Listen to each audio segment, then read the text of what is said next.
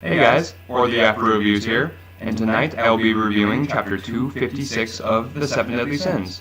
And I loved this chapter, absolutely loved it. Pretty much every complaint I had from last week got resolved this week. So you can imagine I'm pretty satisfied with this chapter. Nakaba-sensei, he knows what he's doing. He knows what he's doing, obviously. So we did a color page with this chapter.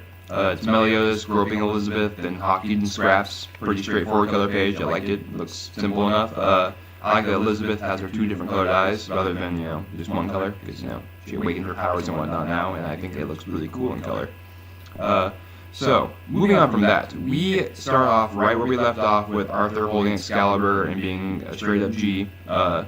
He's kicking ass, and Hawk is asking Merlin, basically back at the boar's hat, like, with Excalibur in hand, can he beat the demons? Like, is he stronger than them? And this is where the chapter turns, and I start really, really loving it. We get Merlin who says, "Alas, reality is not so kind." And yes, that's exactly how it should be. He got this insane power-up, and it's an insane power-up, but his body can't handle it, not unlike One for All from My Hero Academia, which is a comparison a lot of people are making for good reason.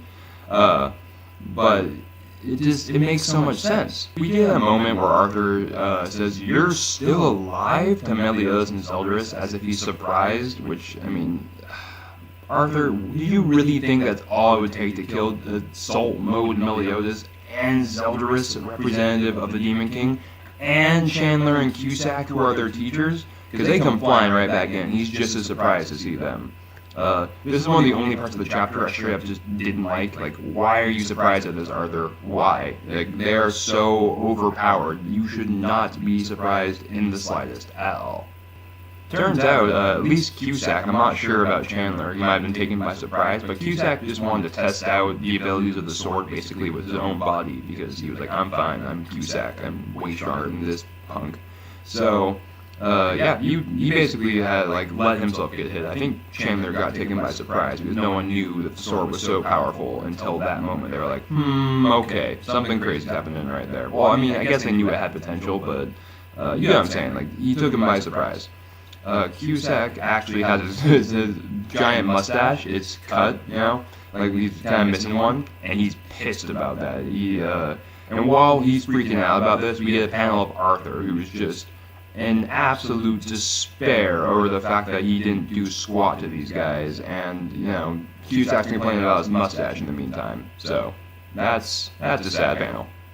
Next, Kath quickly confirms that Arthur, in fact, has not awakened his magical power, that the sword isn't his magical power, some BS like that. No, Arthur still has his own magic power that he hasn't awakened, and that is going to be super powerful, which most of his power level is magic, and he hasn't awakened it yet. So, once he does do that, I think he'll be able to handle the sword much better. We cut to a pretty intense picture. After Arthur decides, I'm going to still fight, I will not lose, we see this terrifying image of all the demons, in, their shadows, and their shadows are in this crazy art style, and it looks so intimidating. It's some of the best art this entire series has had, hands down, in my opinion. So, as the demons are basically just imposing their killing intent and presence upon Arthur with these crazy, shadowy images, I'm not sure if Arthur can see those, but, wow, they are cool looking. While he's doing this, Kath is, communicating to Merlin through telepathy somehow, he's saying, Arthur is gonna die, this is not good, he's done for, no chance does he stand against these guys. So Merlin now is aware of Arthur, and I think because of the telepathy, that she can hone in on where the telepathy was coming from, where the signal came from maybe, because she appears later, so I'm assuming that's how she did it, since she couldn't find Arthur beforehand. Arthur tries to swing a sword, and it becomes super heavy, it looks like, and he's kind of scraping it on the ground, and we get this kind of jolt looking picture through his body, and then the next page he's bleeding everywhere. And, this is when we see that he can't handle the sword's power. It wouldn't make sense. He is not strong enough. His power level is so low, and this sword has so much power that his body just can't handle it, and he pulls a Midoriya Izuku and just self-destructs. And Cusack, being the nice guy he is, actually comes up and clarifies the two grave mistakes that Arthur made when fighting them. One of which was that the lack of power. He simply can't handle the sword, as I was saying just before.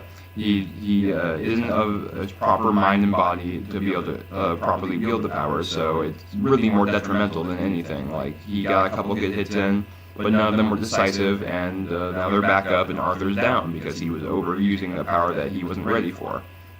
Now his second is that he picked the wrong opponents, and I couldn't agree more. There are 4 overclassed opponents. Like, they all outclass you, man. All of them. All 4 of them, I think. One-on-one, I think any of them would take you out, right now, at least. In the future, I don't think so. But right now, one-on-one, I think they all take you out. So, yeah, not the right opponents. And then Cusack actually clarifies again that, yes, there are some heroes that the demons were totally afraid of. That is a thing. Yeah, not a rumor. But that's the lower-class demons, dude. We're the most elite demons there are. We aren't scared of jack shit. And that, in and of itself, is a pretty cool kind of, like, little bit of a chapter there for Cusack just to build his own character. He's like, I didn't see him being this cocky beforehand, but he's a really cocky guy, and now I have that kind of add to his characterization, and I like that. I already love Chandler, but Cusack really wasn't doing it for me, and I gotta say, it's closer now. I'm still way more partial to Chandler, but that was pretty cool, Cusack. Hope your mustache grows back quick. And it's at this point of Arthur's utter defeat, and just like mental, physical, just crushing defeat, that Merlin decides to show up and just frees Cusack like it's nothing. When Meliodas sees Merlin, he immediately demands the commandment of faith, because, he needs that to become the Demon King and save Elizabeth and all that. And Merlin, refuses and says that everything that they're doing is to save you. Everything your lovers and your friends, 7 Deadly Sins and whatnot, are doing is to save you, man. You best remember that. And then disappears and goes back to the boar's hat. And we see that Merlin is really concerned for Arthur, and Escanor is really jealous of Merlin being concerned for Arthur. And then we did some of the most this took me completely by surprise. We did Cusack. We cut back to him, and he just lifts up his arms, and then just oh my god. Arthur just stabs himself. Like, their bodies are linked because of something that happened earlier in the chapter when he was talking to Arthur. He made eye contact with him. This kind of like crazy eye contact that, I guess this is how he activates the spell. He links their bodies so that when he wants to, they can do the same thing. Kind of like some shadow possession from Naruto, but from long distances and without connecting your shadow, obviously. So, because Cusack didn't have a sword, he's totally fine. And even if he did, he'd probably still be totally fine. But Arthur is very hurt, and he's down. He's down. This is not looking good at all. I would like to mention though, it's soaked in his blood. Like in the previous chapter, all the heroes who have had this sword have soaked it in their blood as they died, and that's how their soul got imbued in there and their will. So I think maybe even if Arthur lives, part of his soul is going to be in this sword, and that might play a part later in the story. Like if Arthur dies, like for realsies later, like maybe like his will or his soul will still be in the sword. He can be reborn or something. I don't think he's going to die right now, but that can also happen now, I guess. There's no reason that could happen later, but not now.